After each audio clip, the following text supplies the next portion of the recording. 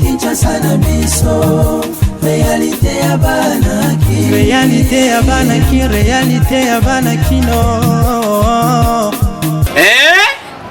Buyukite bukuyoka kaka Kinshasa na biso kin eleki partout KNB Kinshasa na biso kin eleki partout Kinshasa eleki partout mikolo neza bino pardon Jima sala yolo karatakate ya on a bien yo Jima mukende umela KNB kin eleki partout rien à dire toi na terre envier parce que kin eleki partout elosako liboso ambongo mosanto azate Céline Don Kardasha isongolo bizubai bana kin ke bana jako zape so kuta nango KNB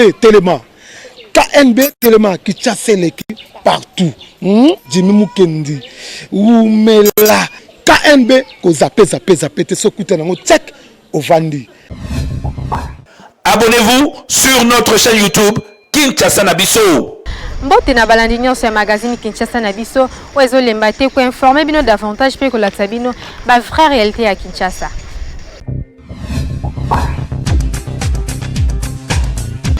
Pour faire l'édition à l'élo la politique, chef de l'État Félix Antoine Tshisekedi Tshilombo a s'adresser à la nation mardi 21 juillet à l'élo sur levé à état d'urgence sanitaire.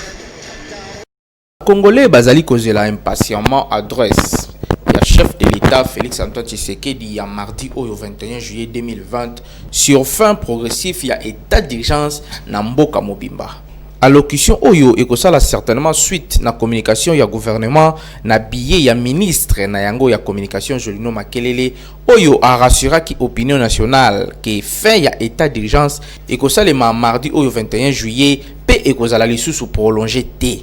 Ezalaki après réunion conjointe entre ba membres ya gouvernement équipe ya riposte contre Covid-19 oyo ezalaki conduite na yemoko le docteur Jean-Jacques Mouyembe. Pour lever à état d'urgence, équipe ya riposte a martelaki sur respect strict ya ba mesures barrières oyo ezali seule arme pour na combattre pandémie oyo ba chiffre na yango na mboka na biso ezali ko continuer toujours ko mata.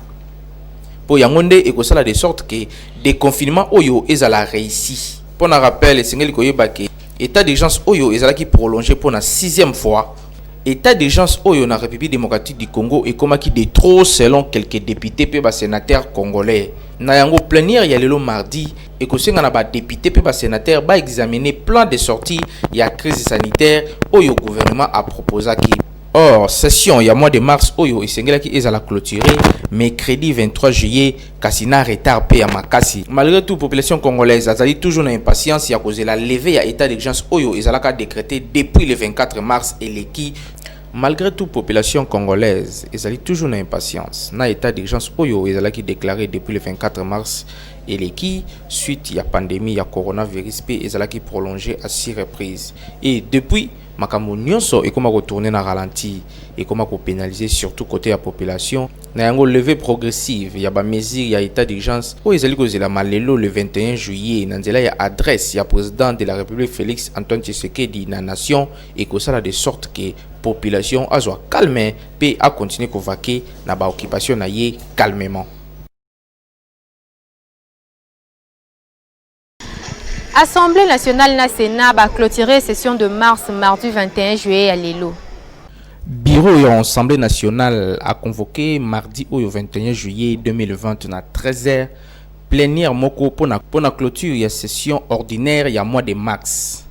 Oyo ezalaki initialement prévu ezala clôturer le 15 juin oyo eleki kasi clôture yango ezalaki renvoyé na date moko ultérieure pour la cause ya état d'urgence sanitaire oyo ezalaki décrété na mokonzi ya mboka pe oyo ezalaki prorogé à 6 reprises na parlement. Selon constitution soki état d'urgence ezali parlement ekoki jamais kosala clôture ya session na yango. Kasi soki état d'urgence ezali décrété au moment où ba parlementaire bazali na vacances wana nde basalaka session moko extraordinaire. Ndenge moko pe na Sénat bango pe kuna kaka mardi à le 21 plénière moko ezali convoqué na 11h avant clôture ya session ba sénateur oyo bakozala présent bako examiner pe bako voter 3 projets de loi de ratification ba élu oyo bakozala présenter na hémicycle pour la cause ya coronavirus bango bako voter par procuration. Session ya mois de mars oyo pe kaka esengelaki ezala clôturer ko banda le 15 juin eleki kasi kaka pour la raison ya pandémie ya COVID-19 deux chambres ya parlement ba retarda ki clôture pour na proroger état d'urgence sanitaire oyo ezokoma na suka na yango mardi ya lelo le 21 juillet 2020. Après audition naïe lundi 20 juillet na Sénat, ministre de l'enseignement supérieur et universitaire Thomas Louaka a fait savoir que reprise Yabakour et quoi intervenir na RDC na début ya mois d'août prochain. Selon Thomas Louaka, il s'agit de reprise moko progressive Yabakour ou s'effectuer na respect à la mesure barrière. Pour un rappel, Bakour na niveau d'enseignement supérieur et universitaire, local pour l'enseignement primaire et secondaire, et cela qui est suspendu depuis mois de mars na chef de l'État pour empêcher propagation ya coronavirus. 2 jours de deuil décrétés na ba chef coutumier après ba massacre a causé plus de 200 morts na Kipupu na Sud Kivu. Ba chef coutumier pe bami ya territoire ya Fizi pe ya secteur ya Itombwe na territoire ya Mwenga na Sud Kivu ba décrété 2 jours ya deuil pona kolela 220 civils tués le 10 juillet oyo eleki na Kipupu. Parmi bango collègue na bango Mwami de Kipupu Shadrach Sindewa. Ba chef coutumier balobi bazali indigné na ba massacre oyo pe génocide perpétré contre population na bango pe collègue na bango oyo azalaki abati lâchement égorgé lokola chèvre penda kunaye oyo ezalaki brûlé. Yango ba décrété 2 jours ya deuil kobanda mercredi 22 au jeudi 23 juillet na étendue ya territoire nyonso ya Fizi na Itombwe. Ba magasin, ba boutique, ba marché nyonso ekozala fermé, pas de circulation et que fils et filles ya territoire ya Fizi na Itombwe batikala na ndako pona kolela bandeko na bango oyo bakufi. Basengi pe lisusu ba force vive nyonso ba se mobiliser pour na respect strict na période oyo ya deuil. Ba habitants ya Kipupu na secteur ya Itombwe bazalaki tué na attaque menée na ba miliciens ya coalition Ngimeno Twirwaneho pe Red Tabara. Société civile locale a adressé qui bilan ya 202 morts. Ba députés provinciaux ya Sud Kivu bango ba avancé bilan ya plus de 220 morts. Ba chef coutumier ya Fizi na Itombwe ba dénoncer oyo bazobenga passivité ya MONUSCO pe ba exiger départ na bango pour a échouer na mission na ye ya ko protéger ba civil. Na ngambu na bango pe ba élu ya Sud Kivu ba alerter ba autorité provinciale pe nationale sur ba incursion ya ba armée étrangère, ba assassinat, recrudescence ya activisme ya ba bande armée. Ba députés nationaux ya Sud Kivu ba sengi na chef de l'État a matérialisé ba promesse na ye ya campagne vis-à-vis na peuple ya Sud Kivu oyo ya protection ya ba civil na ba bien na bango, pacification ya est ya république pe ba exiger bureau ya assemblée provinciale, convocation ya session parlementaire extraordinaire avant fin ya mois oyo. Pour un rappel, plus de 220 personnes bazalaki massacrées, ba femmes violées, bandaku et belé incendiés, pe ba bien emportés na Kipupu et pa ya ba miliciens ya Ngumino Twirwaneho na Android na butu ya 16 kotandela du 7 juillet 2020. En tout cas bakondi bo tchama yele po chaque jour batu bakufaka boye ata binomoko ezosala pasi. Ba homme armé non identifié ba attaquaki lundi 20 juillet dernier village Murubia situé na chefferie ya Babele Bena Irumu na province ya Ituri. Gili Gotabo, membre de la société civile locale, na kondimelaye plusieurs maisons ezalaki incendiées, pe ba bien ezalaki emporté na baséan lors ya attaque oyo. Cadre oyo ya société civile a fait savoir que attaque ya ba homme armé na tongo ya lundi ba incendié banda ko ebele batu bazali kokima vers Manjangina ba militaire esengeli bazala alerté pona ko sauver ba vie ya batu. bazali na bilan précité pour le moment, hormis incendie ya bandaku oyo ezali visible. Par ailleurs, Gili Gotabo a invité ba autorité politico-administrative et militaire bakoka ko lancer ba investigation afin ba démasquer groupe ya sika oyo ezali ko insécuriser région na bango. Fonds national de solidarité contre le coronavirus et recevoir plus de 2 millions de dollars hormis dons en nature selon coordonnateur Dominique Moukania na conférence moko tenue lundi 20 juillet dernier. Coordonnateur du Fonds national de solidarité contre Covid-19, FNSCC, Dominique Moukania, a pesi ba détails liés na ba donation oyo eza déjà na banque misusu eza nanu réceptionné te à lobi boye. Va recevoir la Caisse nationale de sécurité sociale CNSS 1 million de dollars en espèces. Bazui na tembe 250 000 dollars. Bazui na église moko et boyibatanga kombo na yango 5 000 dollars. Côté à RTL, bazui 100 000 dollars. Sénatrice moko pe a pesi 2842 dollars. Pe député moko sur 500 a pesi 2592 dollars.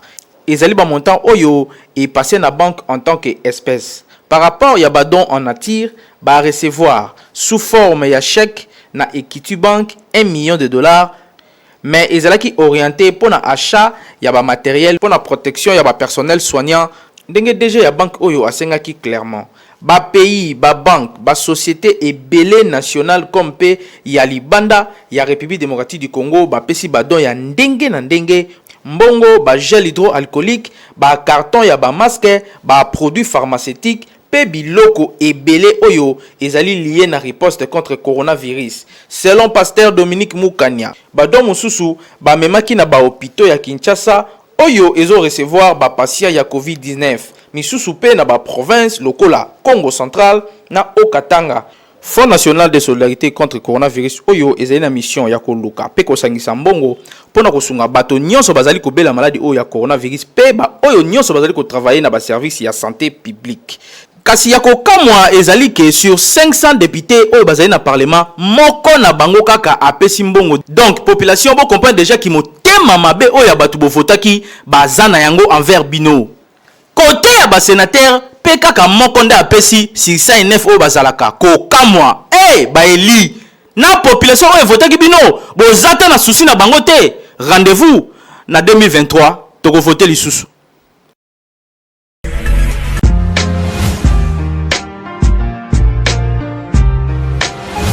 Entreprises, institutions publiques et privées, ONG, partis politiques, commerçants, sachez que la communication constitue le socle de l'émergence de vos activités, produits, services et marques. La communication ne s'improvise pas, mais les méthodes et les stratégies de la communication s'apprennent. La mouture ASBL organise la session de formation spécialisée en communication des organisations en 2 mois. Premier niveau, communication 360 degrés, les relations publiques et relations presse. Deuxième niveau, marketing marchand, marketing politique, conception publicitaire et gestion d'agence conseil en communication. Venez apprendre les méthodes pratiques de la gestion de votre organisation avec les formateurs hautement qualifiés et expérimentés. Coordonnateur ya magazine Kinshasa na biso Jimmy Mukendi a dévoilé programme ya Sika coaching na Lingala pour l'encadrement ya jeunesse bolandaka yango chaque jour à 21h juste sur chaîne YouTube CNL. Moi je suis là pour vous faire réussir, pour vous motiver à réussir et pour découvrir meilleure version et personnalité Nabino. C'est qui un coach? Un coach est un entraîneur. Un coach c'est quelqu'un qui s'occupe de ton image. Tout le la vérité. Est-ce que, par exemple, la République démocratique du Congo, tout ça, on a besoin de mettre un politicien? Mon frère Bonheur, on a besoin de yo moko. Mouto ayem sako ke bonheur na yo, bakanga yango na bakoko na yo na banoko na lokuta. Yo lingi mwana linga mbongo te. Yo lingi mwana yeba ndeni ko fructifier mbongo te. Mais après lingi azala riche, c'est contradictoire. Longa d'abord na mutu na oke non, qui c'est mbongo ya laka. Natangi lobby na ba réseaux sociaux, un gars qui dit à lobby oh, mais finalement il y a des filles qui ont 4 à 5 mecs. Oh ba gérera bango mo. Mais na compte na bango ta $10 ezate. Abi yo bolingo ngo epa na ezala ngo gratuité. Le mois d'abord na mutu na oke non, pour bonga il faut que simbe pas Mama Songolo.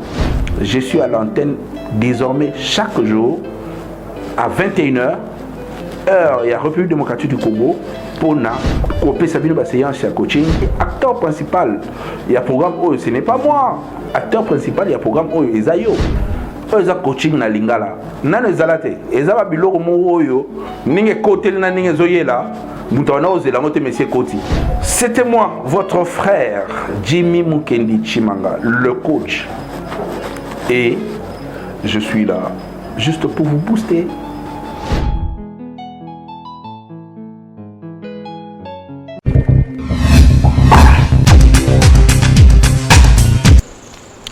Basi mingi bayebaka te mbongo oyo mibali bapesaka bango soki batrofaka yango na voie nini. Reportage ya Miti Mafuta na Graciana Ndaka. Mibali mingi bamesana kosala basi na bango ba surprise kokabela ye bambongo pe biloko ya ndenge na ndenge. Tokitaki na terrain kotuna na ba jeune fille soki o découvrir que mbongo oyo mobali apesaka yo ayibaka yango. Boko continuer na relation na bino to boko kabwana. Bamsu bazala ke mobile na abima na koyiba mais ayibi ke mobile na yiba na ye ayila mbonga lia na ye. Mais pour ngai so ke na découvrir que mobile na ngai yibaka en tout cas to kabwana pour na yibika yiba ta ke na msala to na yeko découvrir fona kabwana.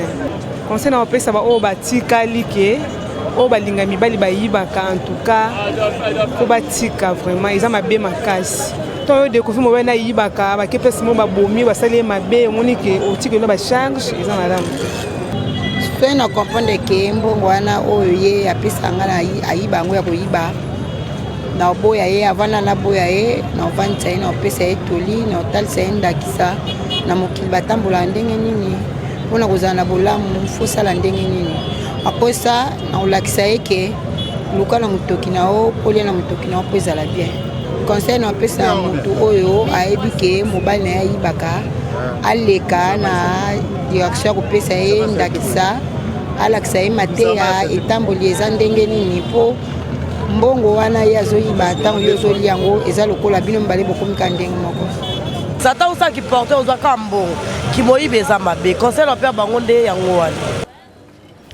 Kimoyibi eza musala ya malonga te papa yo mutu omesana kosala musala ya moyibi tika po un jour soki mwasi na yo aye ko découvrir que mbongo oyo opesaka ye eutaka nde na kimoyibi okoya kobebisa relation na bino pamba pe oyebaki réputation basombaka yango te. Kinshasa Totunaki na bandeko mibali soki lelo découvrir que mwasi oyo bala azalaka cousine na yo okosenga divorce to boko continuer kaka. Reportage ya Hervé Zaka. Ba couple mingi lelo basala inceste grave oyo ba regretaka ti lelo vi ya kozanga koyeba bandeko na ye nyonso. Tokitaki na terrain kotuna na ba papa soki arrivé ke mwasi oyo tana ndaku azalaka cousine na yo okosala nini bokosenga divorce to boko continuer. Soki to balani na edite ki azandeko na ngai mukolo na koya koyeba to famille bakoya kosangisa biso toyebani ki toza bandeko po na ngai ifale kaka tokabona libela po na ngai puisque eza eloko esalemaka soki toyebanaki te mais lokola toye koyebana ke non toza bandeko bana papa moko mama moko ata mwana papa kulutu na mwana mama leki to famille moko moko wana tokoyi kofanda te puisque toza bato moko toza makila moko libota moko tokoyi kobalana te.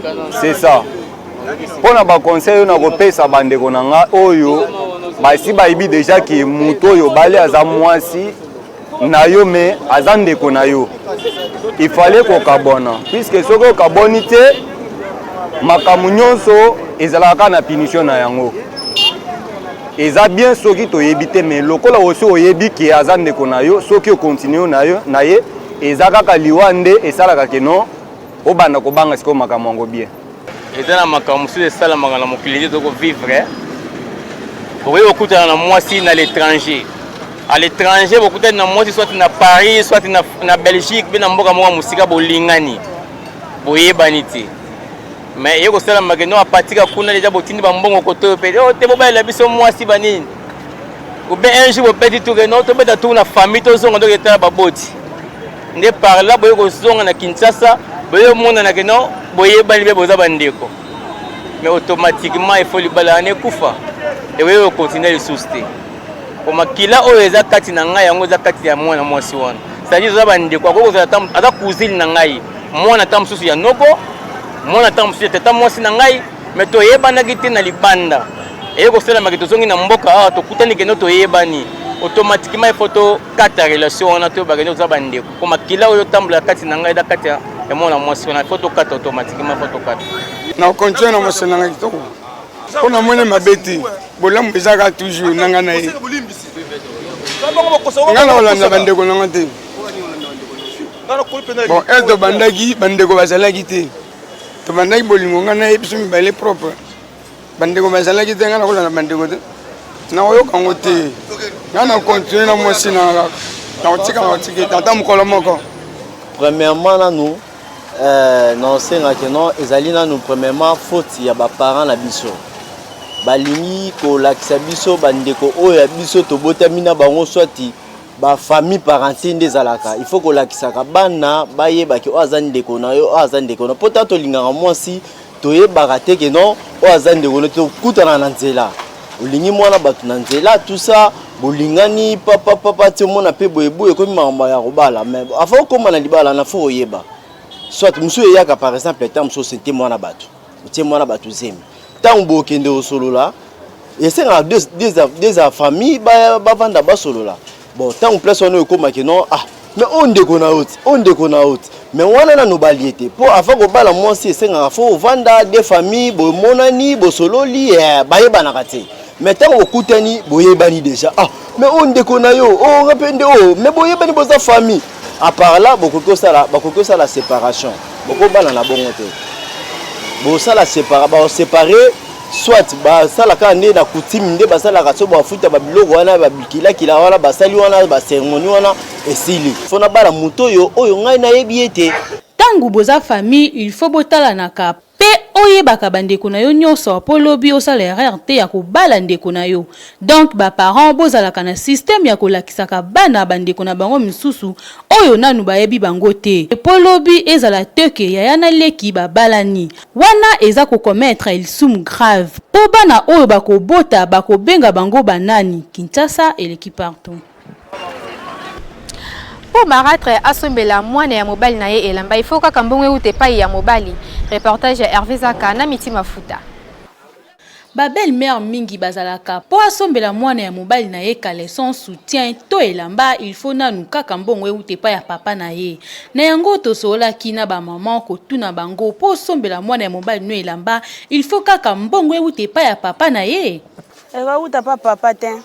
Soki nazoteka na kosombela zaka mwana ngai. Osombela mwana ne loge utaka papa na bango. Eza bongo te. Eza na bana mususu yo boti. Basungi yo te. Me mwana mbandana asungi yo. Koleka kutu bana oyo boti. Soki basala ka bonga ntuka ba changer. Azaka pa ba osombela mwana wana elamba parce que aza mwana oyo ye azwi na kati ya ndako pa ya mobali na ye. Il faut à considérer tant que mwana ye parce que on ne sait jamais te éviter lobi mwana pa koza la parmi oyote na bolamo mama na sali pa na ye akoki kozongisa plus que le kake par rapport ya mwana ye parce que tozo mona ngolelo balobi soki yo bali mwasi ou bien obali mobali azana ba responsabilité na ye il faut qu'on ndima mukumba wana parce que jamais koko boko la ka mwana oyo bongo soko taloko la mwana ndeko na yo azape lokola mwana wana lokola mwana yo bota azape mwana wana yo capable kozwa ye pena en charge en 100%. Conseil na ngana opesa ka pa basi wana o bazana ba comportement na batika yango parce que azwa mwana na lokola azwa mwana ye ezate azana division alinga ye mais bana mibali alinga bango te ou bien mobali alinga bana na plus que koleka mwana na te il faut azwa bango légal parce que ye azozwa bango nyonso baza oyo bazovanda na kati ya ndako donc ezana moko ko kabola te ezana injustice te faut azwa se porter gara wana ndenge sengeli na parent o azobokola mwana donc tango lingi mobali c'est que faut linga pe bana donc ndengo lingi bana ya yo il faut linga pe bana ya mobali. Pourquoi nyonso bazaka bana donc okoki pe kosombela mwana mobali elamba soki oza na mbongo po lobi pe tango yo kolemba bakosunga yo potomone belé abokoli bana abokoli pe ambanda me aye moko basungi ete me o ambanda nde bato basungi to changer ba mentalité wana pourquoi to lingaka tango kuti mwana libala zwa fardo mwana wana bokola e malamu polobi pe ye pa osalisa yo donc na pesi conseil na ba parents o ba négligeaka bana mbanda tika ko négliger ezali kabo nzamba pesi yo bokola ngo malamu ndenga za mwana ya mobali no za pe mwana yo donc oza na droit wana lokola moboti osalela ye nyonso o mama salelaka mwana batika donc conseil on a na pia bango ezake batika eza mabe parce que lobby donc so ya yo akosunga oteka o ya mbanda wana donc mwana oyo koti na libala za mwana yo parent o kutin déjà na mwana bongo zwe lokola mwana yo parce que ngape na bana bongo na bokola donc ba enfant chéri nanga donc ba linga nga makastema na sela ba nyonso donc batika biloko wana balinga bango po lobby bayebi yango te. balobaka ke tango olingi soso linga pe bamaki na ye, c'est-à-dire tango ndimi mobali oyo abota ndima pe bana na ye zwa bango kaka lokola bana oyo yo boti. Il faut pe olakisa bango bolingo ya solo oyo mama lakisaka na bana na ye. Tango ke wenze sombela mwana ataka leson to soutien sans que papa na ye ayeba okomona pe papa akolinga yo mingi pe bana wana bako considérer yo lokola mama na bango. Bino ba mama oyo bozelaka kaka papa pesa yo mbongo po sombela bana na ye bilamba botika. Po mwana ya mbanda azaka kalokola mwana na yo. Kinshasa, il est partout. Abonnez-vous sur notre chaîne YouTube Kinshasa Nabiso. Merci Nabino Wozalaki tellement ébélé pour na kolanda magazine Kinshasa Nabiso. Tokomi na suke édition ya mokolo le weba ke simba maki na Hervé Zaka double pour moi Azaki sima ya caméra na tension na réalisation pe na coordination ya Jimmy Mukendi kasi bobo sanate ko s'abonner massivement à la chaîne YouTube Kinshasa Nabiso. Kinshasa yo, elle est partout.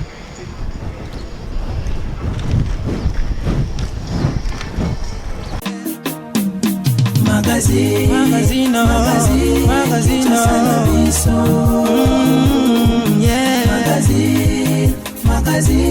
Kinshasa Nabiso. Réalité ya banaki, réalité ya banaki, réalité ya banaki no.